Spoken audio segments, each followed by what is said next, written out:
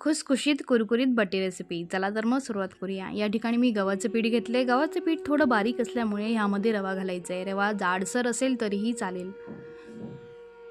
जिरं, ओवा, तीळ, धण्याची बारीक पूड, 2 चमचे दही, चवीनुसार मीठ, चिमूटभर हळद, 2 चमचे तेल आणि टाटा सोडा, कुकिंग सोडा घ्यायचा आहे, यामध्ये घालायचं आहे। कुकिंग सोडा घातल्याने काय होतं, आपली बट्टी आहे ती फुलते, कुरकुरीत होते। आता चपातीचा डो आपण बनवतो त्याप्रमाणे पीठ मळून घेऊया। डो तयार करून घेऊयात। डो तयार आहे। आता यातून एक लोळा घेऊन आपण बट्टी लाटून घ्यायची आहे।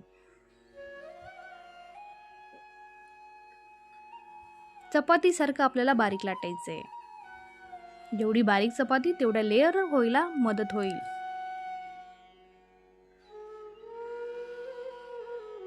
चपाती आपली लाटून झाली। यामध्ये एक पळी तेल घालायचे आणि घडी करून घ्यायची। अशा प्रकारे मी घडी करून घेतली आणि बट्टी बनवून घेतली आहे।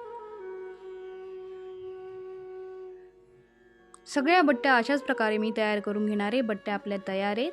आता बट्टीला आपल्याला शिजवून घ्यायचे आहे। इडली पात्र घेऊन त्यामध्ये पाणी गरम करून बट्टी आता वाफवून घेते। बट्टी वाफवून झालेली आहे। सगळ्या बट्ट्या वाफवून झालेल्या आहेत। आता याचे काप करून घ्यायचे आहेत।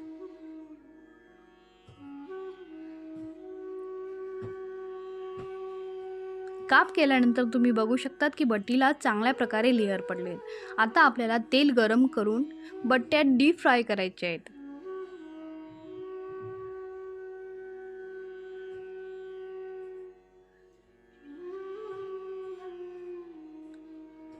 बट्ट्या तळून झालेल्या आहेत।